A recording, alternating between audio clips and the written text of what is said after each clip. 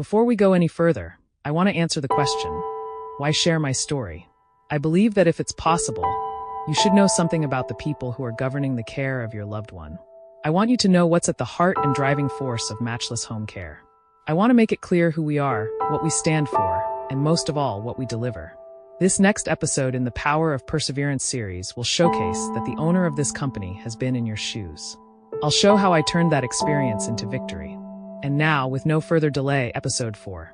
Lightning can strike twice. There are people frantically moving around me, making preparations. My fiancé and I are 25 weeks pregnant, and we're being told that when my water broke prematurely, I was also dilated, and the umbilical cord came out before the baby. Oh, I knew what that meant. 3 years after my previous loss, death was coming to pay me a visit again. Full of fear and doubt, I asked that the volume be muted from the heartbeat monitor. I didn't want to hear my baby die, but my medical team said, "Not on our watch," and fought for my baby's life. 30 minutes after arriving at the hospital, my Joe was born, weighing 1 pound, 11 ounces and measuring 13 inches long. She was a miracle. The doctor warned me and encouraged me to accept reality. My daughter, they said, would have a hard life because of her prematurity, and I needed to adjust my expectations. Well, they didn't know they were talking to baby Desmond's mom. I said, "I believe nothing is impossible for God," and told them that my baby would be all right.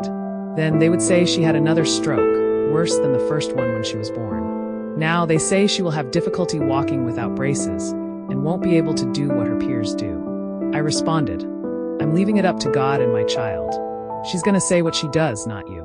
So, they gave up on me and labeled me in her chart as mom in denial. That's when I knew I'd be walking this journey alone.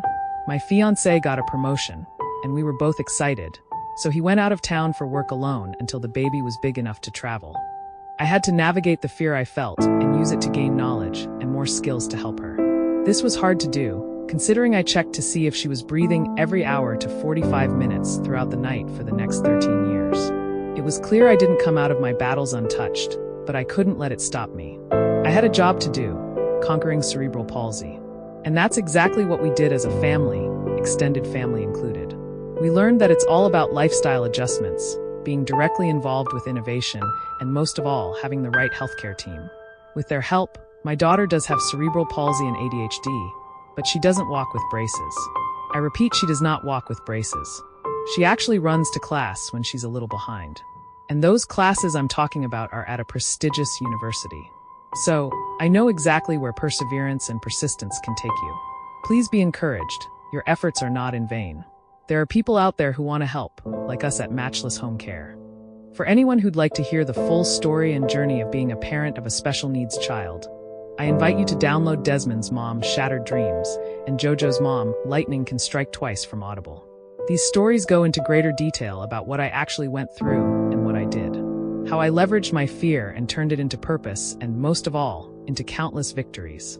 Tune in for episode 5 to learn about what services we provide and conditions we specialize in.